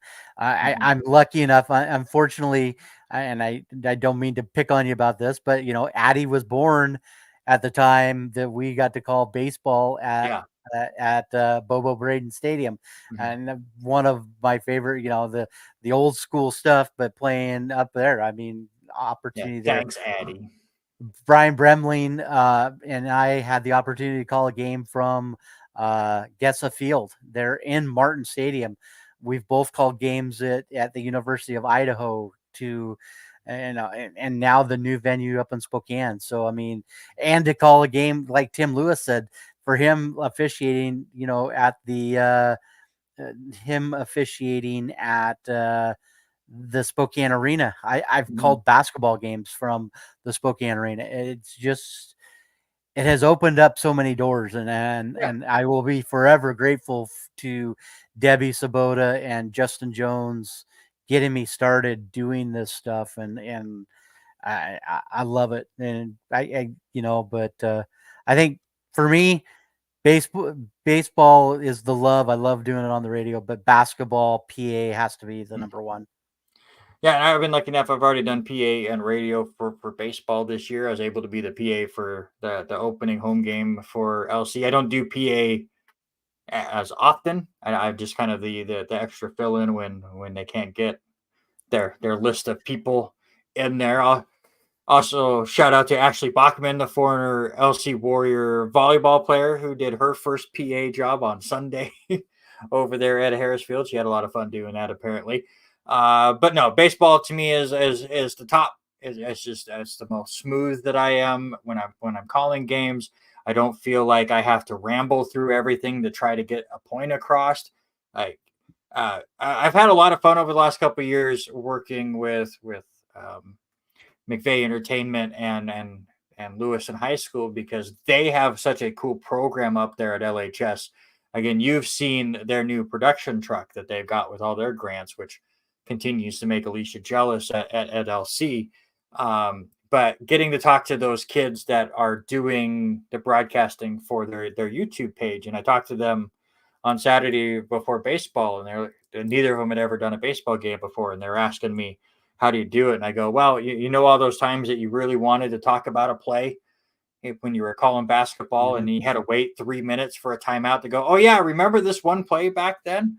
You never have to do that with baseball. You can really dive into every single play that you have that little moment Mhm. to be able to talk about it. It's just the easiest one for me to do. I've gotten into basketball more because it seems like that's what the majority of the games I call anymore are basketball. But I have to say, doing radio calls for the volleyball games is insane and intense. And I people ask me, how do you do it? And I go, I just turn my brain off and you just spurt stuff. And I appreciate that from Haley. But like, I don't know what I say for volleyball. I feel like I say the word kill 3,000 times in the game, or set or bump. And like, I have the same stuff you have to say, but it's just like you're able to turn your brain off and just say whatever you're seeing. So I will echo your sentiments, and I'm very grateful for all of the different avenues that have been opened up. Obviously, I've not been able to do Washington State, but I will always take some pride in saying I was the first broadcaster to call a high school basketball game at the new it is ICCU arena up there Mhm. in Moscow. That's a cool place to call a game. Obviously, us when we were doing Clarkson games and they played Orfino, being able to call the game there, and that backdrop there, obviously going down and calling some state with College of Idaho, and just the different doors that different people have opened for us. I just wanted to get some opinions and fill a little bit of time, because for those that are curious, it's a very fun job, and there's always opportunities to go out and do it. And I of course will thank Robert, who were at bowling years ago, and he's like, "Oh yeah, I'm going to start doing play by play by Clarkson." I go, "When do I start?" And Mhm. that is exactly how both of us got started. And then since then, different avenues have opened up. Alicia has given us several opportunities since we have made contact with her at LC, and we'll see where things go. But yeah, baseball 1000% is my love. It does not take it usually takes me 3 or 4 games in the basketball season to feel like I'm comfortable again calling the radio games. I got back in the booth up there at Church Field and I was ready to go. Mhm. I wish they would fix their windows so the glare wasn't so bad so I could see the action on the field. but calling the game, I felt it's the most natural for me. All right, let's close out this show. First off, we'll hit some sporting news. I'm not going to just jump over the work that Robert does because he's a big golf fan, and we'll talk about that. I felt like the NASCAR race was boring, so I watched it in the background. We actually ended up cleaning the basement while it was on, and I didn't really feel like I was missing anything. Christopher Bell kind of dominated that race, but it also just sucks that there was a caution early on, there's a couple cautions at the beginning of the third stage, and it just took all the really good cars and pushed them to the back, and you can't pass at Phoenix. Why that's the track for the final race of the year, I will never know. The weirdest thing about Phoenix for me, other than seeing them 6 wide in some spots, is how much they drive down on the apron, and it's crazy. You look at what happened last week in Vegas, 3 wide, running on dust and stuff that comes on the track. It was totally different races, but you're 100% right. It's just it seemed very monotonous around and around and around, and it was all Tyler Reddick and Christopher Bell along with Toyota. Toyota is making a huge push this year with the wins and the top 10 finishes. Yeah, absolutely. I mean, Chevrolet was able to win the first few. I hate Phoenix. Phoenix is a terrible track. They go to Bristol next week. It's one of my favorites. This new car has not done a good job there, but we'll see where they're going. Before you get to golf, quick update, because I forgot this game was on until I was just making sure that there were no more free agent signings that happened during the show. But Gonzaga is in the West Coast Conference Championship game against St. Mary's, just under 5 minutes to go. Bulldogs down by 6. So I now know my dad is not watching this show. And the amount of times I went, hey, we have this event going on, Daddy goes, yeah, but Gonzaga plays. Mm-hmm. Yeah, it's been interesting. I've had it on in the background. They had it cut down to 2, but St. Mary's just playing so much more dominant in this game. All right, hit your golf real quick. Well, there are 2 tournaments going on this past weekend. The big one is always the Arnold Palmer Invitational there at Bay Hill, and Scotty Scheffler ends up winning that one by 5 strokes, shooting 15 under. Wyndham Clark finishes second at 10 under. But the bigger one for me has to be the other tournament going on this last weekend. It was the Puerto Rico Open that happened down in Rio Grande, Puerto Rico. Bryce Garnett, who had not won a tournament since 2018, comes away with his second PGA championship and is able to regain his card for the next 3 years with that win. So he's able to hits a big 15-foot putt in the 4th playoff hole against Eric Barnes. 3 other players finished just 1 stroke back. It was a dogfight in this entire tournament. And then a friend of the show, we've still been trying to get him on here, but Joel Damon was in there, finished at 9 under, finished tied for 49th. And that one, I still think you and I need to hit those boys up, because we found out that they're supposed to be in town for our golf and bowling. I think we need to. Hey, I asked you the moment I found out that news who we were kicking off the team. I say both. You never respond. Both. Yeah, and we'll see if we can get both of them to do it with us. But one of the big tournaments happens this weekend. I love this tournament, and that is the Players Championship going and teeing off at Sawgrass on Thursday.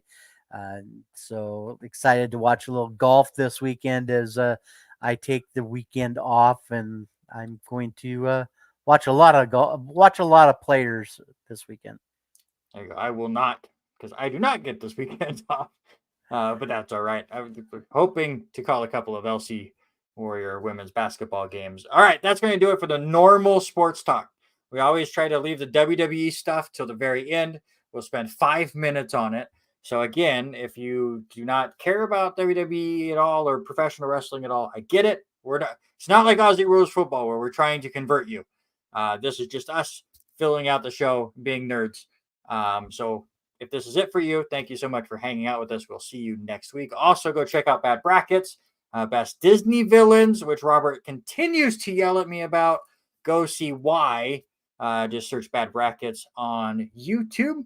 Next week is funniest NCAA or nicknames. We were going to do March Madness moments, and that bracket became impossible, so we changed things up. But I just have to ask you, Robert, they're doing the crazy stuff right now with the Bloodline and Cody Rhodes and Seth Rollins. They've now set up the tag team match on night 1. So you're going to get double doses of Seth and double doses of Cody Rhodes. But, I mean, you're going to watch it anyways, but has this storyline really sold you on getting hyped up for WrestleMania 40? I don't know. I'm still that huge Cody Rhodes fan. I love the fact that The Rock has come back in there. He's past his prime. I'm not sure if he's, the conversations that was had between him and Cody Rhodes is maybe this is a setup.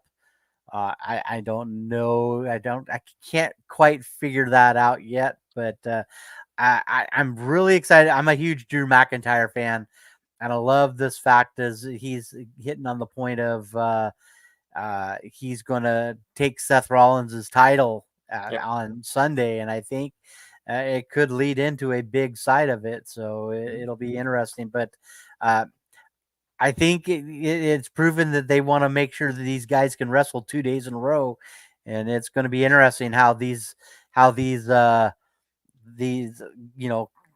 men at least or 3 men at least have a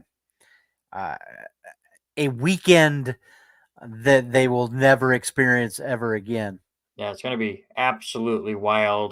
My prediction there is The Rock and Roman win on night 1, so night 2 is just going to be a complete cluster. Remind people how silly the Attitude Era was with all of the run-ins and stuff.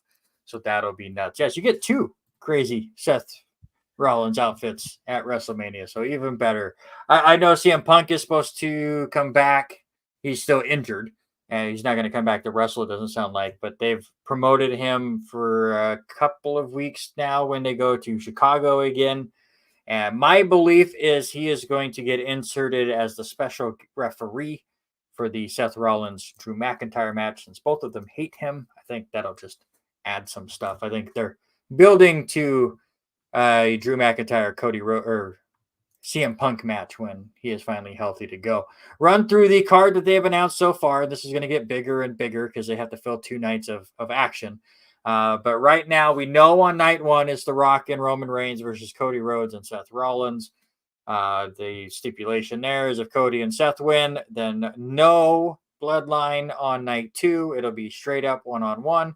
If Rock and Roman wins, then the match on night 2 becomes Bloodline rules, which just means anything can happen and craziness will ensue. Night 2, we know World Heavyweight Championship match between Seth Rollins and Drew McIntyre, an undisputed WWE Universal Championship, dumbest name of all time, Roman Reigns and Cody Rhodes. The matches we know that are going to happen, we just don't know what night. The 2 women's titles, the Women's Championship between Io Sky and Bayley, and the Women's World Championship between Rhea Ripley and Becky Lynch. Looking forward to both of those matches. Found out yesterday that the Intercontinental Championship will be on the line between Gunther and Sami Zayn. Kind of sad Chad Gable's not involved, but maybe he gets thrown in afterwards and make it a triple threat. I'd be down for it. And then announced yesterday, the undisputed WWE Tag Team Championships will be in a 6-way ladder match, which would just be a complete cluster. And it's going to basically involve 10 people laying on the floor at all times. Mm-hmm. That's how it works. I'm not a big fan of those matches. But. Yeah, I wasn't too excited when I was excited they announced that there was going to be a tag team titles, which we always know there was. I thought they were going to play it up as to a kind of a tournament format to get there.